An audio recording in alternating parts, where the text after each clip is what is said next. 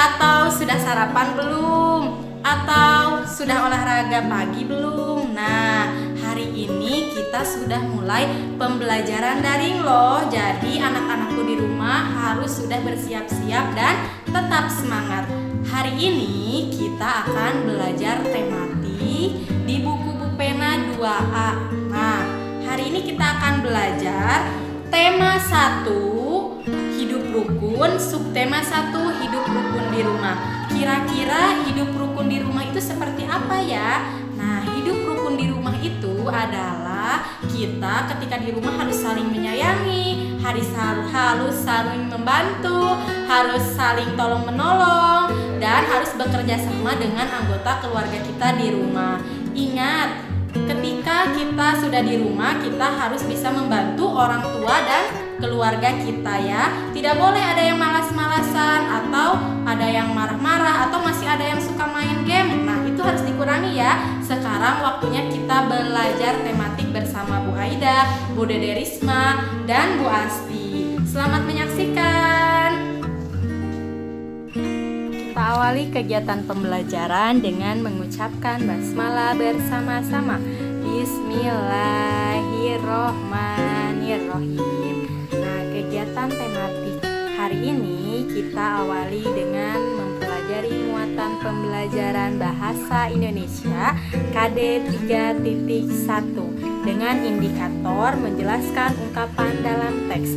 Materi ini ada dalam buku Bu Pena halaman 3. Bagi anak-anakku yang bukunya sudah ada, boleh dibuka, dan bagi anak-anakku yang bukunya belum ada, boleh simak penjelasan dari Ibu Guru.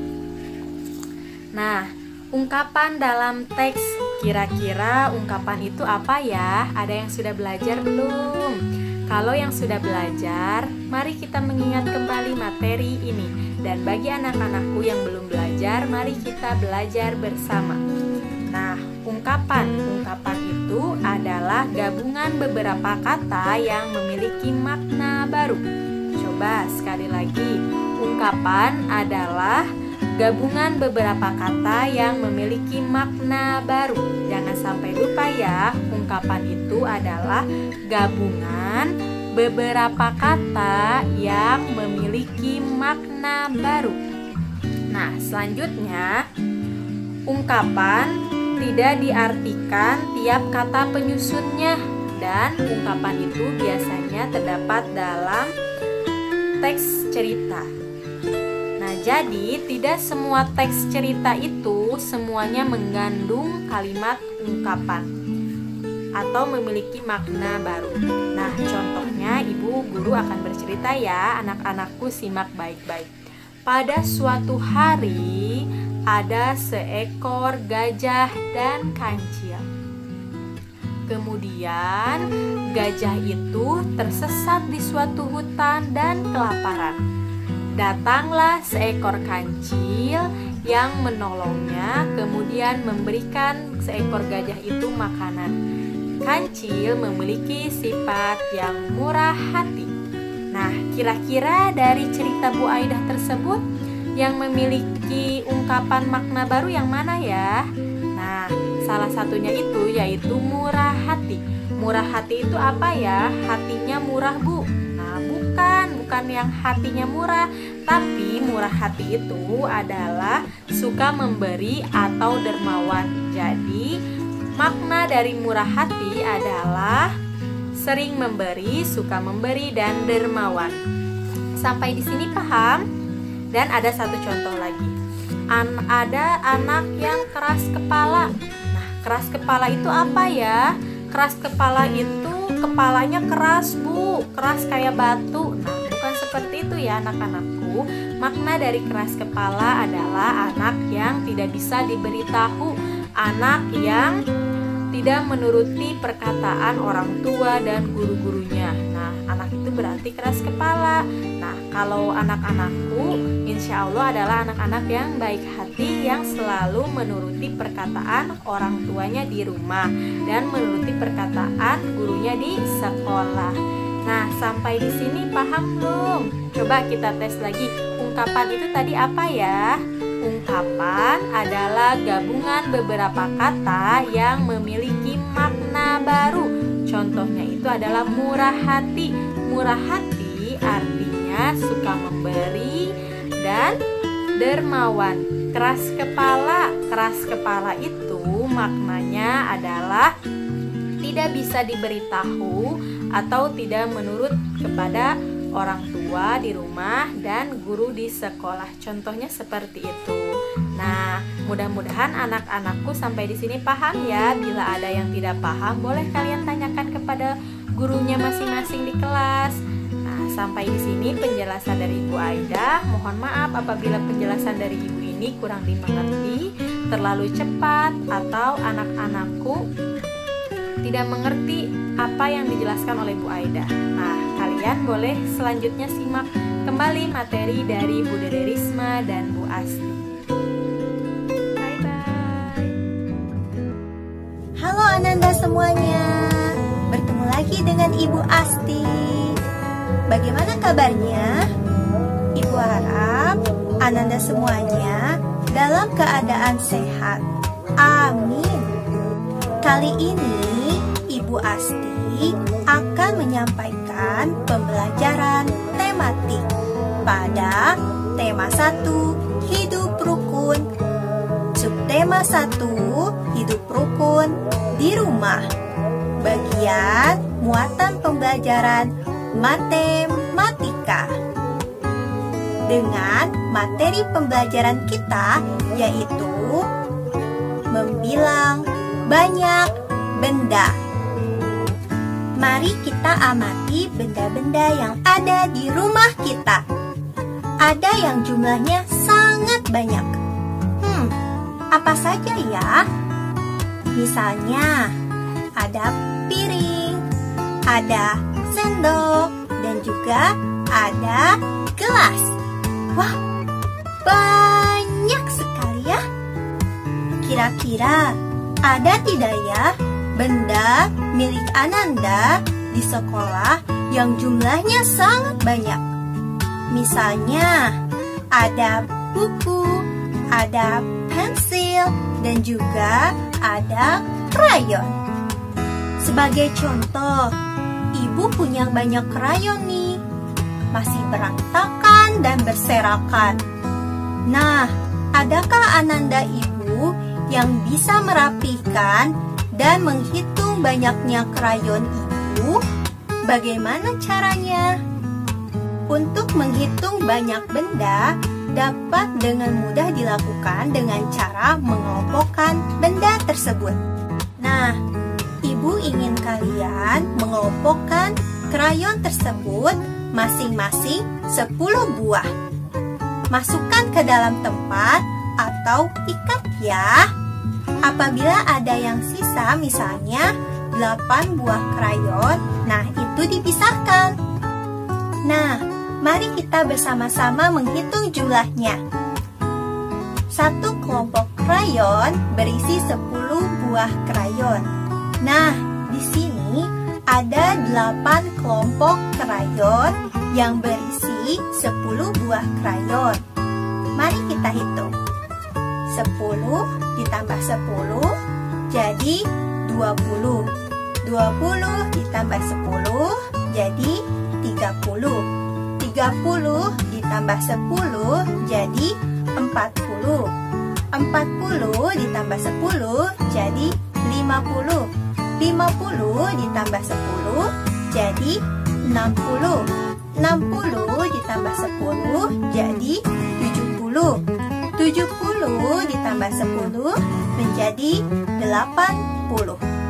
Berarti 8 kelompok krayon yang berisi 10 buah krayon jumlahnya yaitu 80 krayon.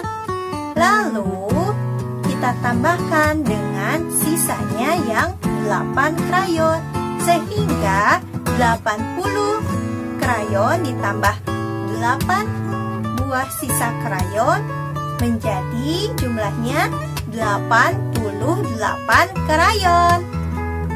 Perhatikan gambar berikut ya. Jumlah kubus yang paling kanan itu ada 5. Kita hitung ya.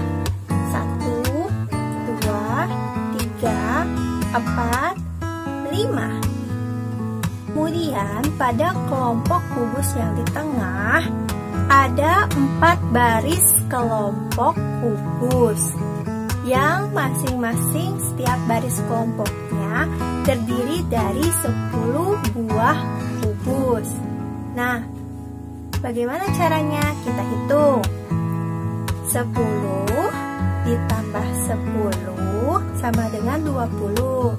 20 ditambah 10 sama dengan 30. 30 ditambah 10 sama dengan 40. Jadi, kelompok yang di tengah berjumlah 40 buah kubus. Lalu, kelompok kubus yang paling besar ini memiliki 10 baris kelompok kubus. Nah, setiap baris kelompok ini memiliki 10 buah kubus. Nah, kita hitung keseluruhannya ya. 10 ditambah 10 sama dengan 20. 20 ditambah 10 sama dengan 30. 30 ditambah 10 sama dengan 40. 40 ditambah 10 sama dengan 50. 50 ditambah 10 sama dengan 60. 60 ditambah 10 sama dengan 70. 70 ditambah 10 sama dengan 80. 80 ditambah 10 sama dengan 90. 90 ditambah 10 sama dengan 100. Jadi, kelompok besar kubus ini berjumlahkan 100 buah kubus. Sehingga 100 ditambah 40 sama dengan 140. 140 ditambah 5 sama dengan 145. Dituliskan 1, 4, 5. 1 mewakili 100, 4 mewakili 40, 5 mewakili 5. Sehingga ditulis 145. Mungkin cukup sekian ya penjelasan dari Bu Asti. Bila ada yang perlu ditanyakan, kalian bisa tanyakan langsung ke Ibu Guru. Nah, untuk latihan kalian juga bisa mengerjakan Ayo Berlatih di halaman 5. Dan untuk penjelasan selanjutnya akan dijelaskan oleh Bu Dede Risma. Sampai jumpa. Halo anak-anak yang soleh dan soleha.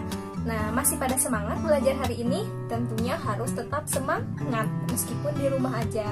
Nah, pada kesempatan kali ini, Ibu Risma akan melanjutkan materi yang telah disampaikan oleh Ibu Asti dan Ibu Aida. Nah, pada kesempatan kali ini, masih pada tema 1, subtema 1, pembelajaran 1, yaitu hidup rukun.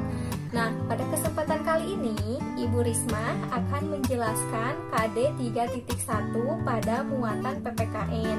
Materinya yaitu menjelaskan simbol-simbol pada Pancasila dan pengamalan sila Pancasila yang pertama dan sila Pancasila yang kedua. Nah, tujuan dari pembelajaran ini adalah siswa mampu menjelaskan simbol-simbol pada Pancasila dan siswa mampu mengamalkan sila Pancasila yang pertama dan sila Pancasila yang kedua dalam kehidupan sehari-hari. Nah, sebelumnya Ibu akan menjelaskan terlebih dahulu. Garuda Pancasila merupakan lambang negara Indonesia.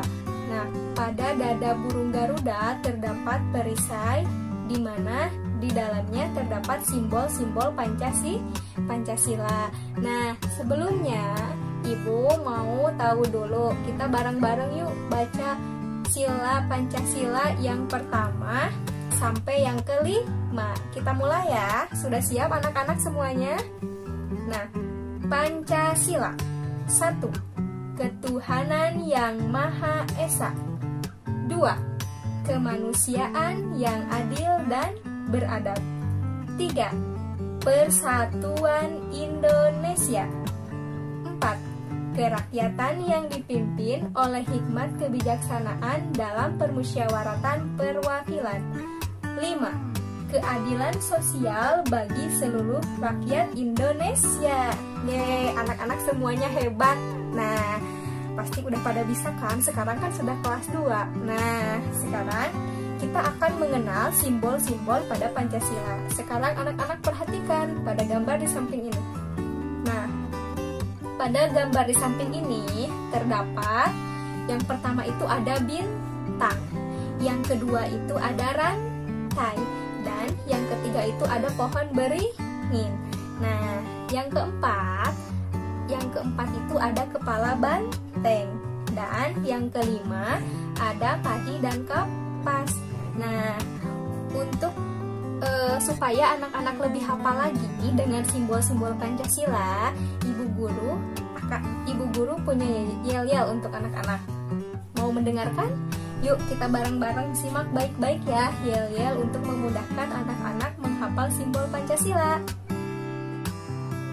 Tepuk Pancasila. Bintang emas, rantai, pohon beringin, kepala banteng, padi dan kapas. Itulah simbol Pancasila. Yes! Nah, bagaimana anak-anak? Sudah pada bisa kan? Wah, ibu guru percaya anak-anak tuh pasti lebih hebat dari ibu guru. Nah, nanti anak-anak untuk memudahkan menghafal simbol-simbol pada Pancasila, anak-anak bisa menggunakan yel-yel tersebut. Nah, nanti ada tugas dari ibu guru buat anak-anak, yaitu menghafalkan yel-yel simbol-simbol Pancasila. Nah, selanjutnya ibu akan menjelaskan materi tentang pengamalan sila Pancasila yang pertama dan sila Pancasila yang kedua. Nah, sila Pancasila yang pertama itu adalah ketuhanan yang Maha Esa. Nah, contohnya dalam kehidupan sehari-hari, misalnya kita melakukan sholat 5 waktu. Yang kedua, berdoa. Dan yang ketiga, membaca Al-Quran, karena kita sebagai umat muslim. Nah, selain itu, ibu guru nanti akan bekerja sama dengan orang tua. Apakah anak-anak sudah mengamalkan sila Pancasila yang pertama atau belum? Nah, nanti dilihat apakah anak-anak sudah melaksanakan sholat 5 waktu, apakah anak-anak selalu berdoa sebelum belajar. Nah, ada satu lagi, apakah anak-anak di rumah suka membaca Al-Quran atau murojaah seperti yang disampaikan oleh ibu guru. Nah, sekarang contoh sila Pancasila yang kedua, yaitu kemanusiaan yang adil dan beradab. Contohnya di dalam rumah, misalnya anak-anak membantu orang tua. Kalau yang kedua, anak-anak kalau misalnya kalian punya adik, membantu adiknya belajar. Nah, jadi kan tema pembelajaran kali ini adalah hidup rukun di rumah. Hidup rukun di rumah itu salah satunya yang telah dijelaskan oleh ibu guru sebelumnya, yaitu saling tolong menolong. Nah, nanti ibu guru akan melihat apakah anak-anak sudah menerapkan sila Pancasila yang kedua atau belum. Nah, ibu guru lihatnya dari mana? Kan sebelumnya ibu guru sudah menugaskan anak-anak untuk mencatat kejadian sehari-hari pada buku harian anak-anak. Nah, kenapa sih Bu harus ada buku harian? Nah, buku harian di sini salah satunya untuk mengetahui keterampilan atau untuk melatih keterampilan menulis anak-anak semuanya. Sudah mengerti ya? Nah, itu yang bisa ibu sampaikan. Kurang dan lebihnya mohon maaf. Sampai ketemu di pembelajaran berikutnya. Wassalamualaikum warahmatullahi wabarakatuh.